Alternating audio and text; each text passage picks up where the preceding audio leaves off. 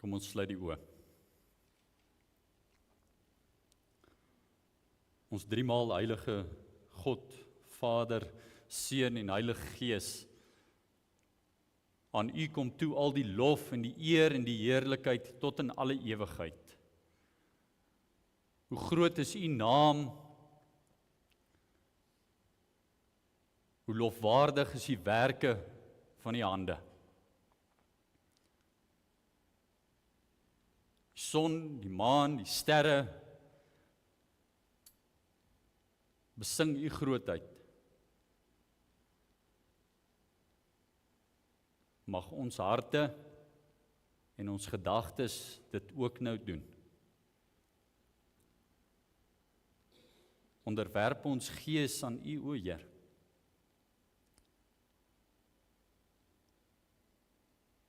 Mag U spreek deur die woord en deur ons saam wees hier vanoggend. Spreek, Heer. U dienaars is gereed om te luister. Amen.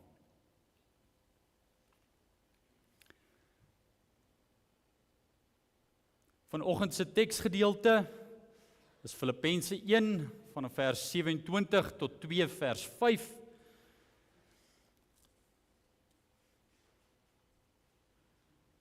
Soos ek net nou gesê het, ons is besig met 'n reeks van koninkryk, kerk en huis, waar ons praat oor ons burgerskap in die koninkryk, ons is medewerkers in die kerk, en dan ons is gesinslede of familielede in die huis. Verlede week het ons afgesluit en gesê, elkeen van ons staan voor 'n keuse. Ons het die hand as 'n voorbeeld gehad, en gesê, jy kan staan met jou gebalde vuis in ongehoorsaamheid en rebellie teen God, soos Kain en soveel ander deur die eeue heen gemaak het, of jy kan daai vuis oopvou, en dan volgens jou hemelse burgerskap, gaan jy doen wat reg is in die oë van God, jy gaan doen wat reg is, wat by jou pas as burger van die hemelse koninkryk, jy gaan kyk na ander se voorbeeld rondom jou, wat ook burgers is van die koninkryk, en jy gaan self 'n voorbeeld stel. Ons het gesê, die langste vinger herinner ons daaraan, dat ons gedagtes gerig is op Christus, en dat ons sy voorbeeld volg, wat hy vir ons daarstel, as die oppervoorbeeld, en die opperheerser oor alles.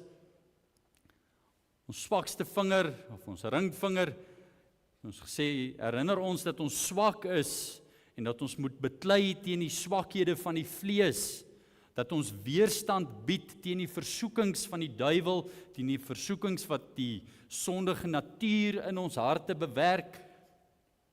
En dan laastens het ons besef, dat ons klein is, en dat ons nie hierdie goed uit eie krag uitdoen nie, maar slegs deur die krag van Christus, wat in ons werk, sodat ons nie self op enige iets kan roem, en daarop kan aanspraak maak, dat ons enige iets verdien nie. So ons het ons paspoorte verlede week afgestof, by wyse van Spreuke,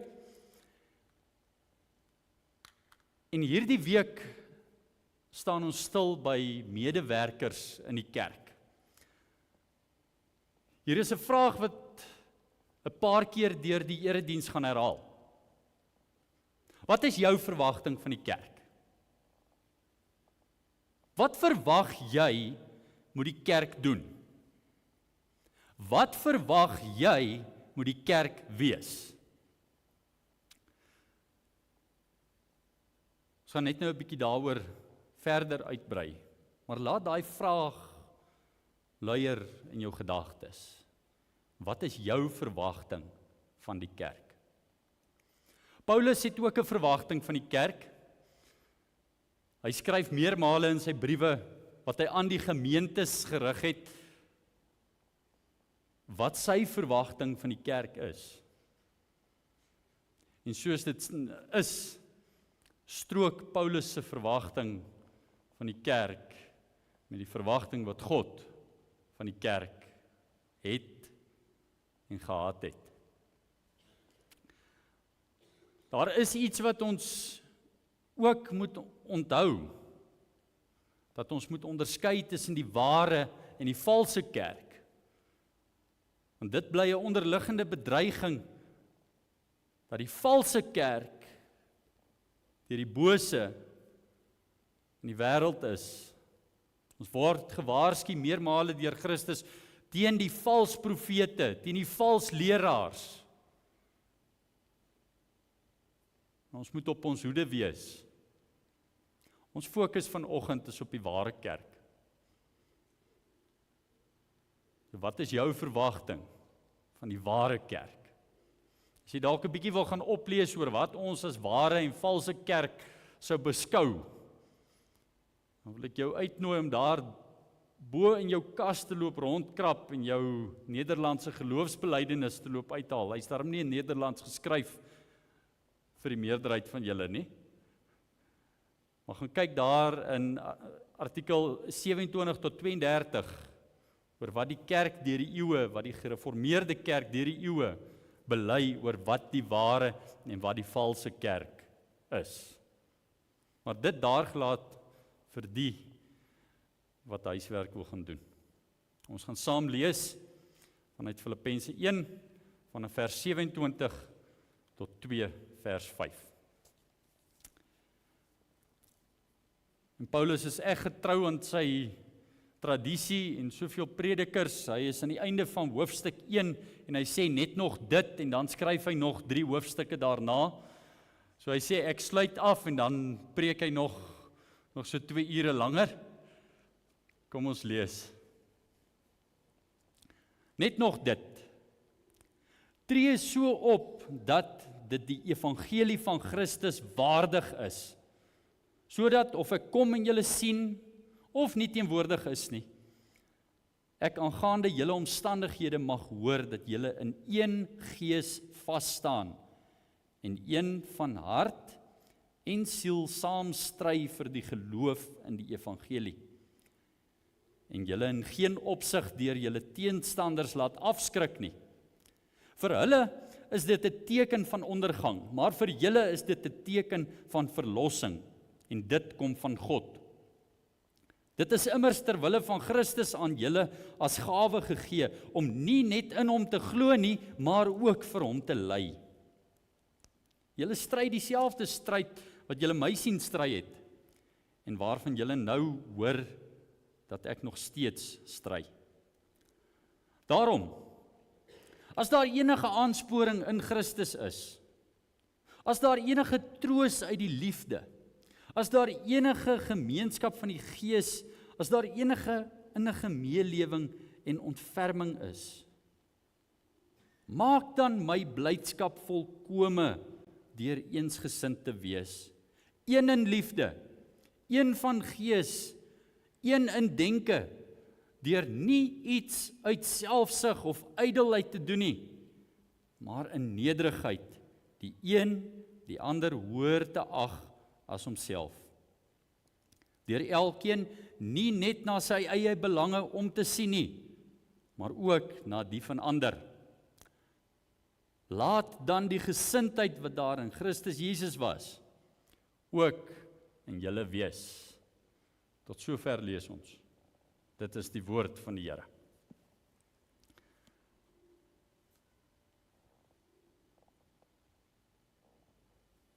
Paulus skryf dat hulle so moet optree, dat hulle die evangelie waardig is.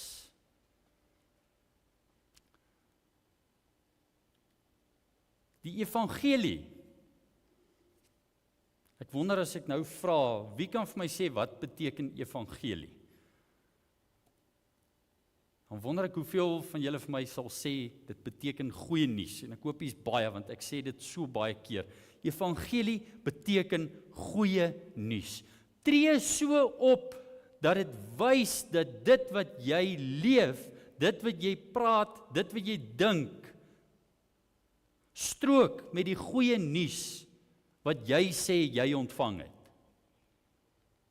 Dit is wat dit beteken om so op te tree, dat jy leef in ooreenstemming met die evangelie en dit waardig is. En hy sê, dis nou sonder om opgepas te word. Want hy sê, of ek nou kom en by julle 'n draai kom maak, want hy tans in die tronk, terwyl hy die brief skryf. Of ek nou by julle verbykom en kom aanklop, of nie. Laat die nuus wat ek van julle hoor, laat die stories en die gerugte oor julle rondloop, dat julle die Here dien.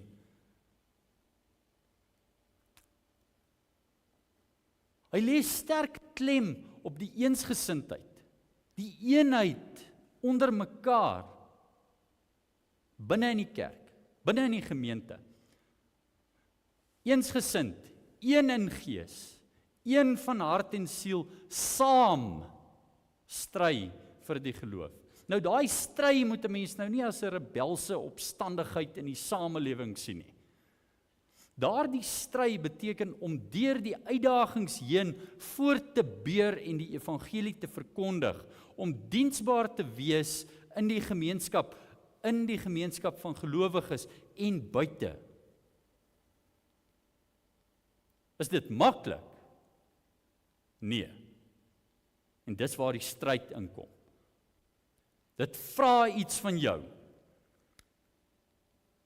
Is daar tyd om deur die week by enige gemeenteaktiwiteite te wees? Nee.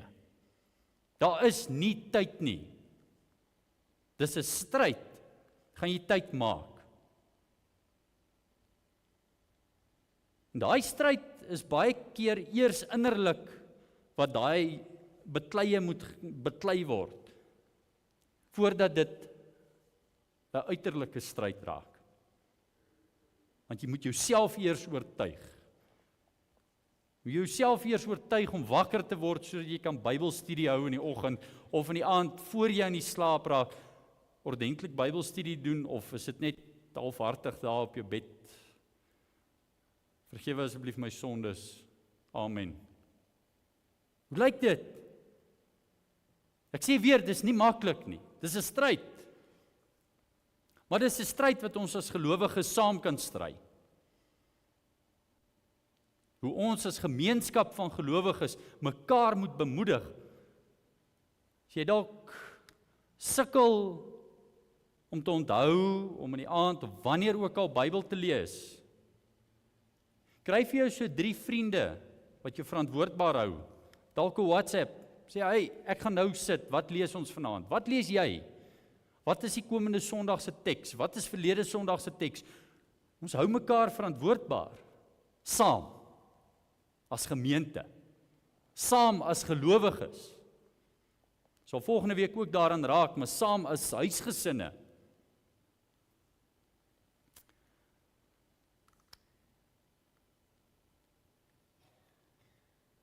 Paulus skryf in Filippense 1 vers 4 tot 6, skryf hy daar, altyd in elke gebed van my vir julle bid ek met blydskap oor julle deelname aan die evangelie. Van die eerste dag af tot nou. Jy is hiervan oortuig dat hy wat 'n goeie werk in julle begin het, dit sal voltooi tot op die dag van Christus Jesus.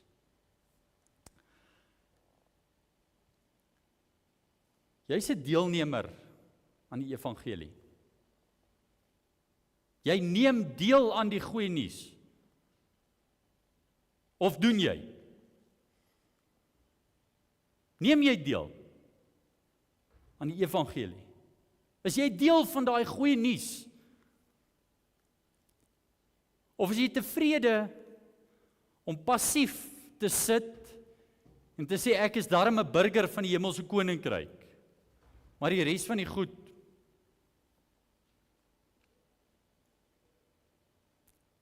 is jy aktief of is jy passief? Is jy toeskouer of is jy deelnemer? Wie doen daai werk in jou? Voordat jy nou weer wil sê, maar ek kan nie. Jy's reg, jy kan nie. Ek kan ook nie. Maar Christus doen daai werk binne in jou. God verander jou. God maak elkeen van ons diensbaar in sy kerk. So, terug na die vraag van wat is jou verwagting van die kerk? Ons pak dit gou 'n bietjie uit. My verwagting is dat die kerk self moet weet, deur een of ander manier, maar behalwe dat ek vir hulle sê, ek is siek en ek is in die hospitaal. Die kerk moet dit weet. Dit is tot 'n mate so. Die kerk moet dit weet, want die gemeenskap waarvan jy deel is, moet mos weet hoe dit met jou gaan. Die vraag is jy deel van daai gemeenskap, of sit jy langs die kant? Is jy 'n toeskouer? Kom ons gebruik 'n sportwedstryd as voorbeeld. Sou enige een van die toeskouers langs die veld gemis het, by 'n groot sportbyeenkoms? Die enigste tyd wanneer jy 'n toeskouer mis langs die veld is, as jy op die veld is, jy verwag daai toeskouer om daar te wees. Maar laat een van die spelers op die veld nie daar wees nie, dan kom jy dadelik agter hulle is nie daar nie. Blyk jou betrokkenheid in die gemeente. En ek gebruik nou die woord gemeente en kerk interlinked, soos hulle sê.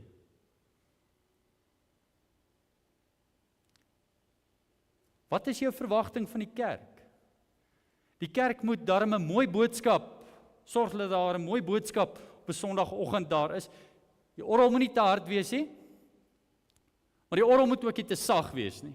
Die musiek moet nie te veel wees nie, maar dit moet nie te min wees nie. Die boodskap moet net nie oor 'n uur wees nie. Die boodskap moet net nie te veel skriflesing wees nie.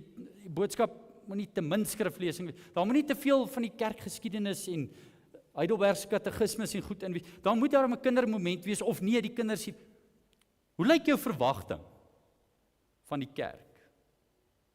En hierdie is nou sigbare goed waaroor ek nou gepraat het. Ons praat nou nog nie eers van dienswerk. Nee, die kerk moet 'n opinie hê. Hoekom het die kerk nog niks gesê hieroor nie? Hoekom het die kerk nog niks gedoen hieraan nie? Miskien is die vraag om te vra, hoekom het jy nog niks daaraan gedoen nie? Leef jy jou verwagting van die kerk? As jy sê die kerk moet meer doen vir die arme mense, die kerk moet meer doen vir toebroodjies by die skool,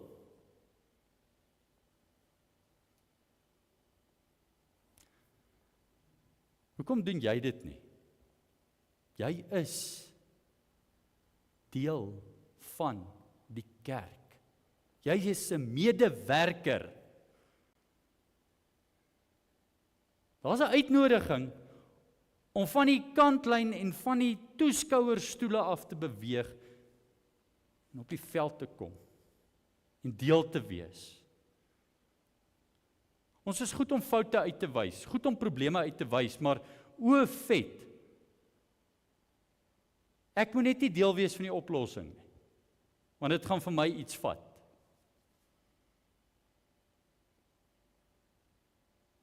Leef jy jou verwagting van die kerk?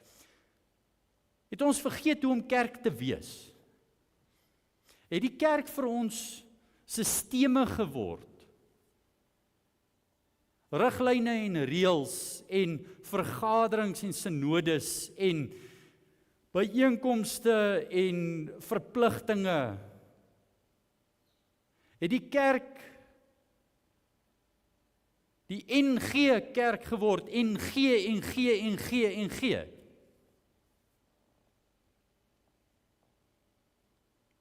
Ek dink ons het vergeet hoe om kerk te wees, vir 'n groot deel van wat ons doen. Ek sê ons, ek sluit myself daarby in. Maar ons word geroep om deelnemers aan die evangelie te wees. Medewerkers in die kerk.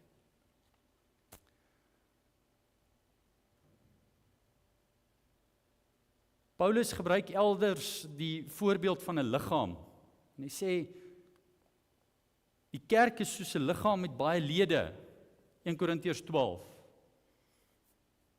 En hy brei daarop uit, en hy sê, maar die hand kan nie kwaad wees as hy nie die voet is nie, en die hand, jy kan ons nou dink, jou vingers het 'n sekere werk. My neus kan nie kwaad wees vir my duim oor my duim die knoppie druk nie. My liggaam werk saam as 'n geheel om te funksioneer. Hoe lyk dit in die kerk?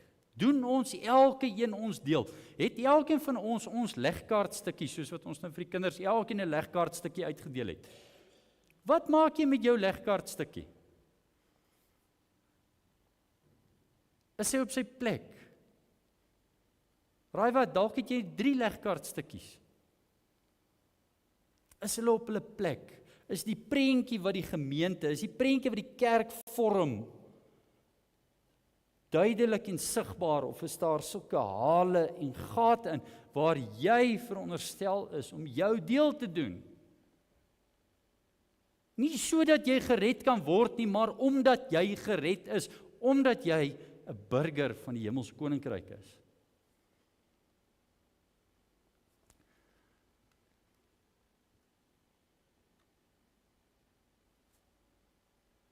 Wat is Jesus se verwagting van die kerk? Ja, ek het verwagting daar doodgekrap. Ek sê maar, Jesus het nie 'n verwagting van die kerk nie, hy het 'n opdrag. Hy het 'n opdrag, Matteus 28. Ons het net nou daarby stil gestaan toe ons oor die Heidelbergse katekismes gepraat het. Jesus begin met 'n stelling en hy sê, aan my is alle mag gegee in die hemel en op die aarde. Daardie stelling, aan wie behoort al die mag? Aan Christus. Wat volg? 'n Opdrag. En wat doen ons? Een of ander onnosele wyse verset ons onsself daarteen. Die opdrag is, gaan dan na al die nasies toe en maak die mense my disippels. Doop hulle in die naam van die Vader en die Seun en die Heilige Gees en leer hulle om alles te onderhou wat ek julle beveel het.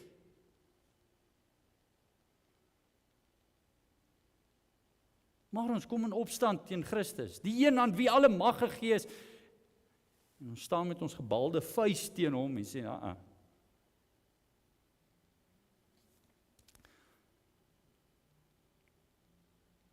Stop nie daar, en soverre die opdrag aangaan nie. Jesus sê ook, en onthou, ek is by julle al die dae tot in die volëinding van die wêreld. Niet indien jy nou ongemaklik geraak het oor die opdrag wat ons ontvang het. Ons doen dit nie alleen nie. Ons doen dit nie uit eie krag nie. Jesus gebruik deur sy prediking baie voorbeelde deur middel van gelykenisse oor vrug wat gedra moet word. 'n Boom word aan sy vrugte geken, Matteus 12. Sê die vrugte wat hierdie boom dra, is kenmerkend van watter boom dit is, of dit 'n goeie boom of 'n slegte boom is. En ons sien nogal 'n ontstellende gebeurtenis waar Jesus by die vrye boom kom. Die vrye boom wat lyk asof hy moet vrugte dra, want al die tekens is daar dat die vrye boom vrugte moet aan hê. En Jesus vervloek die vrye boom en sê, jy sal in der ewigheid nooit vrug dra nie. Toe die disippels weer daar verbykom, daar is daardie boom verdroog. Ons moet vrug dra, wat by ons roeping pas, as deel van medewerkers in die kerk.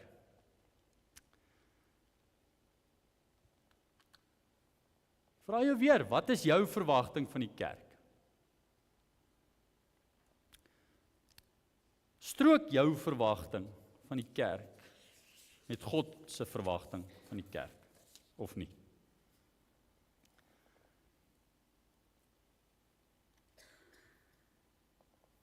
Ouens het 'n studie gedoen En die opdragte in die Nuwe Testament wat aan die kerk gegee is, gegroepeer onder 4 hoofkategorieë wat 'n gesonde kerk kenmerk of 'n gesonde gemeente kenmerk. En dit het hulle toe nou ook geïllustreer by wyse van hande. So jy kan nou dit onthou ook met 'n handgebaar. Ons het nou verlede week die hand wat oopgemaak is gehad. Nou het ons 2 hande in hierdie voorbeeld vir jou te help onthou. Die eerste plek skrif. Skriflesing, woordverkondiging. Is deel van 'n gesonde kerk, is deel van 'n gesonde gemeente. Dan gebed. Gesprek met God. Smeking teenoor God vir die gemeente se werksaamhede. Vir die gebroke wêreld. So kan ons opnoem. Daar's baie goed waarvoor ons kan bid. Maar die bidure word nie deur baie mense bygewoon nie. Saam wees, fellowship. Ons het nogal lank in die klas daaroor geredekawel oor wat is 'n mooi Afrikaanse woord vir fellowship, maar ons kon nie een kry, maar ek het nou maar by saam wees berus. Saam wees, fellowship, daai saam kuier, mekaar ondersteun. Dit is hoe die mense rondom jou weet dat jy in die hospitaal is, want jy het kommunikasie met die mense rondom jou. Die mense weet ook, jy gaan deur 'n moeilike tyd, hulle moet bid vir jou werksomstandighede, hulle moet bid vir jou gesondheid, hulle moet bid vir jou emosionele toestand. Fellowship, saam wees, saam wees. Die laaste een is diens. Hoe kan ek vir jou iets beteken? Hoe kan ek vir jou iets beteken? Hoe kan ek vir jou iets beteken? Hoe kan ek vir julle iets beteken? Hoe kan ek vir ander mense iets beteken? Diens of service. Dis die verwagtinge wat daar is van die kerk. Woordverkondiging, gebed, fellowship en diens. Strook ook met die gemeente se leuses. Beleef, uitleef, saam wees, daar wees. Strook jou verwagting van die kerk met God se verwagtinge van die kerk. Terug na Filippense. Ons het die gedeelte afgesluit by vers 5 en daar staan 'n dubbelpunt aan die einde van vers 5. Die doel is eintlik dat ons nog verder moes lees. En dit is sodat ons dan besef watter eienskappe van Christus daar by ons moet wees, watter denke van Christus in ons moet wees. Kerngedagtes daar is onselfsugtig, nederig, dienend, gehoorsaam. Christus was gehoorsaam tot aan die dood aan die kruis. Dis hoe ver Christus se gehoorsaamheid gestrek het. Wat maak ons met gehoorsaamheid? Dink jy dis vir my nie, né? Wat maak ons met gehoorsaamheid? In 'n wêreld wat sê everything goes. You can be who you want. Your body, your choice. Regtig. Ons sê dat ons enigste troos in lewe en sterwe is dat ons nie aan onsself nie, maar aan ons getroue verlosser en saligmaker Jesus Christus behoort. Dan behoort jy nie aan jouself nie. Gehoorsaam, onselfsugtig, nederig, dienende. Ek sluit af. Waar kom ons in die woord kerk? Ons kry in die Afrikaanse vertaling 'n hele paar kere die woord kerk in die Nuwe Testament. Maar die oorspronklike Griekse woord vir kerk is ekklesia. Nou waar kom ons aan kerk? As jy daar in jou Bybel blaai na Openbaring 19 vers 16 toe, dan sien jy daar word verwysing gemaak na die Kyrion, die Heer van die Here, of Basilion, die koning van die konings. Ons het al voorheen vir mekaar gesê, Kyrios beteken Here, meester, baas. Die een wie se opdragte uitgevoer word. Kyrios, Kyriokeia, kerk. Kerk, die versameling van mense wat hulle meester se opdragte uitvoer. Dis kerk.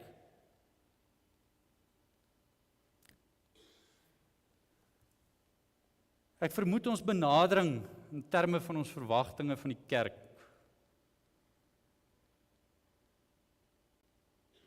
moet geherkalibreer word, en moet verander word, moet weer ingestel word, want ek dink ons kyk na die kerk soos 'n Pick n Pay of 'n Spar of iets waar jy instap en sê, maar ek soek hierdie, ek soek hierdie, ek soek hierdie, ek soek hierdie, en as hierdie ding nou nie is soos ek het verwag het nie, gooi ek hom weg en ek klaar, en dit is nie hoe dit werk nie. Ons is deel van die gemeente, ons is deel van God se kerk, ons is medewerkers en deelnemers. Wat is jou verwagting in die kerk? Leef jy jou verwagting in die kerk? Christus sê vir ons, aan my is alle mag gegee in die hemel en op die aarde. Gaan dan na al die nasies toe en maak die mense my disippels. Doop hulle in die naam van die Vader en die Seun en die Heilige Gees. En leer hulle om alles te onderhou wat ek julle beveel het. En onthou, ek is by julle al die dae tot die volëinding van die wêreld. Wat is my bydrae? Wat kan ek denkbaar doen? Hier's vir jou iets om oor na te dink. Die arm weduwee se offergawe wat sy gegee het, wat ons van lees Markus 12. Daardie vroutjie wat haar offer in die offerkis gegooi het, wie Jesus as 'n voorbeeld gebruik het, en gesê dat hierdie vroutjie meer gegee het as al hierdie ander mense. Sy het nooit geweet dat Jesus haar eers as 'n voorbeeld gebruik het nie. Tot vandag toe. Ja, dalk weet sy nou. Maar sy was vir haar hele aardse bestaan salig onbewus daarvan, dat ons Here en Meester haar optrede as 'n voorbeeld gebruik het vir ander. Vir die kerk deur die eeue heen. Moenie jou bydra, die bietjie wat jy het, die bietjie wat jy kan bring, onderskat in die werk, in die deelname, in die koninkryk, in die kerk nie. Amen. Ons Vader wat in die hemel is, ons is jammer dat ons pligte versaak, en dat ons so dikwels nie ons opdragte nakom nie. Here, sien ons in genade aan, leer ons om kerk te wees, om deel te wees van u gemeente, sodat ons tot eer van u naam die koninkryk hier op aarde kan uitleef en deelnemers kan wees aan die evangelie. Dankie dat u ons nie versaak nie, dat u ons nie alleen los met hierdie taak nie. Here Jesus, dat u vir ons beloof dat u by ons is tot in lengte van dae. En dat u hierdie werk wat u in ons begin het, nie onvoltooid sal laat nie. Maar aan u kom toe al die lof en die eer. Amen.